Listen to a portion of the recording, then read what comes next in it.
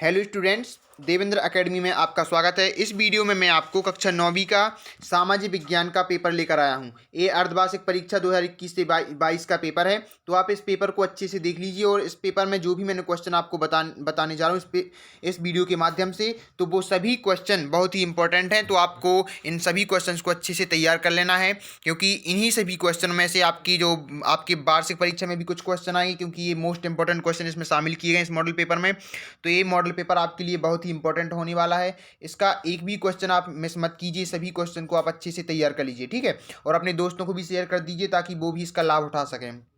अगर आप चैनल पर नया है तो चैनल को सब्सक्राइब कर लीजिए, क्योंकि मेरे इस चैनल पर आपको सभी प्रकार के स्टडी से रिलेटेड वीडियोज मिलते रहते हैं, ठीक है ना। तो आप चैनल को सब्सक्राइब कर लीजिए, साथ में बेल आइकन को भी प्रेस कर दीजिए। देखिए, हमारा जो पहला क्वेश्चन है इसका, जो हमारे मॉडल पेपर का जो पहला क्वेश्चन है वो है सही विकल्प चुनकर लिखिए। जैसा कि पेपर का पैटर्न ही होता है कि पहले ऑब्जेक्टिव टाइप क्वेश्चन होते हैं, ठीक है। तो पहला जो हमारा क्वेश्चन है वो है सही विकल्प चुनिए। इसका पहला क्वेश्चन जो है, कर्क रेखा निम्न में से किस राज्य से गुजरती है। देखिए, ये 4 ऑप्शन दिए गए हैं आपको। आंसर आपको खुद से करना है। मैं आंसर नहीं बताऊंगा क्योंकि ये एक मॉडल पेपर है, ठीक है ना। तो आंसर आपको खुद से करना है। इसका मैं आपको आंसर नहीं बताऊंगा, आप आंसर कर लीजिए। ऑप्शन आपको दिए हुए हैं 4। इसके बाद दूसरा क्वेश्चन जो हमारा है, हिमालय पर्वत की सबसे ऊंची चोटी है। 4 ऑप्शन दिए गए हैं, आपको बताना है। तीसरा देख लीजिए, प्राथमिक क्रियाकलापों में निम्न में से क्या शामिल नहीं है।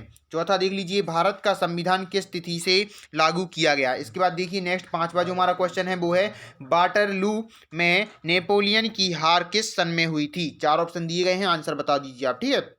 इसके बाद देखिए प्रश्न दूसरा है हमारा, रिक्त स्थान भरिए। जैसा कि पैटर्न के हिसाब से है, तो दूसरा रिक्त स्थान भरिए। तो पहला क्वेश्चन है इसका, फ्रांसीसी क्रांति का प्रारंभ सन खालिस्तान में हुआ था। ये आपको बताना करना है। दूसरा देख लीजिए, ये तीसरा रहा, ये चौथा, ये पांचवा। ये पांचों के पांच आपको करने, ठीक है। पांचवा है, नर्मदा नदी का उद्गम स्थल खालिस्तान है, ठीक है। तो इनके सबको आंसर आप, बिल्कुल इजी क्वेश्चन है, अगर आपने पढ़े होंगे आप पे सब बन जाएंगे, ठीक है ना। ये मॉडल पेपर है, बहुत ही इंपॉर्टेंट है, इसको मिस नहीं करना। आपको पूरे क्वेश्चन अटेंड करना है, सभी क्वेश्चन को आप अच्छे से तैयार कर लीजिए, क्योंकि आपकी अर्धवार्षिक परीक्षा में क्वेश्चन आने वाले हैं। इनमें से कुछ क्वेश्चन ऐसे हैं जो आपकी वार्षिक परीक्षा में भी पूछे जाएंगे, क्योंकि मोस्ट इंपॉर्टेंट क्वेश्चन है इसमें, ठीक है। इसके बाद देख लीजिए प्रश्न 3 में है, सही जोड़ी बनाइए। देखिए, स्तंभ आ की स्तंभ बा, सेक्शन ए की सेक्शन बी से हमें क्या करनी है, जोड़ी मिलानी है। तो ये 5 दिए गई हैं, पहला, दूसरा, तीसरा, चौथा, पांचवा, ये 5 दी गई हैं। इनकी पांचों की हमें, इनसे सामने वाली बा वर्ग वाली से हमें क्या करना है, जोड़ी मिलानी। तो आपको मिला लीजिए कौन सी सही है, ठीक है। इसके बाद चौथा प्रश्न है हमारा, निम्नलिखित प्रश्नों के उत्तर एक शब्द या एक वाक्य में दीजिए। तो यहाँ पे 5 क्वेश्चन आपको दिए गए हैं, पांचों क्वेश्चन के आंसर आपको एक शब्द या एक वाक्य में देना है, ठीक है। जो एक शब्द में उत्तर पूरा हो रहा है उसको एक शब्द में, जो एक वाक्य में होगा उसको एक वाक्य में। तो एक शब्द या एक वाक्य में इन पांचों के आंसर आपको देने हैं। इसके बाद हमारा 5वां जो क्वेश्चन है, यहाँ से शॉर्ट टर्म वाली 2 नंबर वाली स्टार्ट हो जाती है। तो देखिए, जो हमारा 5वां क्वेश्चन है, दास प्रथा क्या है। इसके अथवा में एक क्वेश्चन है, बास्तील के पतन से क्या आशा है। तो इन दोनों को आपको तैयार करना। देखिए, आप अपनी एग्जाम पेपर में आंसर शीट में सिर्फ एक ही क्वेश्चन लिखेंगे, या तो ऊपर वाला या फिर अथवा वाला, लेकिन आपको तैयार दोनों कर लेने हैं, क्योंकि मोस्ट इंपॉर्टेंट क्वेश्चन है। ये आपकी वार्षिक परीक्षा में भी पूछे जाएंगे। हो सकता है आपकी वार्षिक परीक्षा में ऊपर वाला ना पूछ के नीचे वाला पूछ ले, तो आपको दोनों तैयार करके रखना है, ठीक है। इसके बाद देखिए, हमारा 6वां क्वेश्चन है, रूसी क्रांति का समय स्पष्ट कीजिए। इसके अथवा में एक क्वेश्चन है, प्रथम विश्व युद्ध एवं द्वितीय विश्व युद्ध का काल निर्धारित कीजिए। 7वां क्वेश्चन देख लीजिए, गृह युद्ध से क्या तात्पर्य है। इसके अथवा में एक क्वेश्चन है, क्रांतिकारी महिला ओलंप दे गूज का संक्षिप्त जीवन परिचय दीजिए, ठीक है। इसके बाद 8वां क्वेश्चन देख लीजिए आप, लोकतंत्र को परिभाषित कीजिए। इसके अथवा में एक क्वेश्चन है, गणतंत्र से क्या आशय है, भारत कब गणतंत्र बना था। इसके बाद 9वां क्वेश्चन देख लीजिए आप। 9वां क्वेश्चन है हमारा, प्रत्यक्ष मतदान प्रणाली क्या कहलाती है। अथवा में एक क्वेश्चन है, भारत में मताधिकार के लिए निर्धारित न्यूनतम आयु कितनी है। इसके बाद 10वां देख लीजिए, फ्रांस में, अब देखिए यहाँ से 10वां क्वेश्चन से हमारे 3-3 नंबर के क्वेश्चन स्टार्ट हो गए, ठीक है। तो 10वां देख लीजिए, फ्रांस में क्रांति की शुरुआत किन परिस्थितियों में हुई। इसके अथवा में एक क्वेश्चन है, समाजवाद क्या है। तो इसको आपको कितने शब्दों में लिखना है, 75 शब्दों में शब्द सीमा होनी चाहिए आपकी, ठीक है ना। कम से कम आपकी 75 शब्द सीमा होनी चाहिए, क्योंकि ये 3 मार्क्स का क्वेश्चन है आपका, ठीक है ना। तो इसको अच्छे से, तो ये आपने 10 क्वेश्चन देखिए। इसके बाद देखिए हमारा 11वां क्वेश्चन देख लीजिए। 11वां क्वेश्चन है हमारा, सार्वभौमिक अधिकार क्या है।